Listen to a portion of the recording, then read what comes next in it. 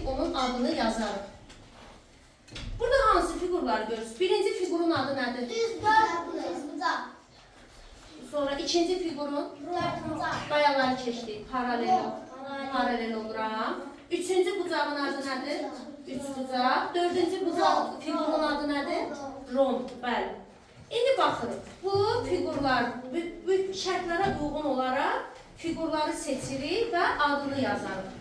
Ki hansı uşaq düz desə, o gəlib onun adını yazar. Baxırıq A bəndinə.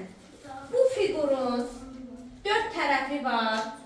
Bütün tərəfləri bərabərdir və düz bucağı yoxdur. Kim düz desə, o gəlir. Bu figurun 4 tərəfi var.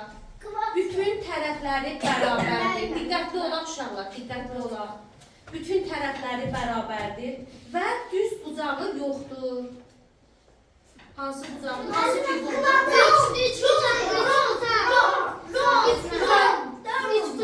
Gəl yaz, Amir gəl. Bu uşaqlar, sizə də izah edib, sizə də aydın olsun.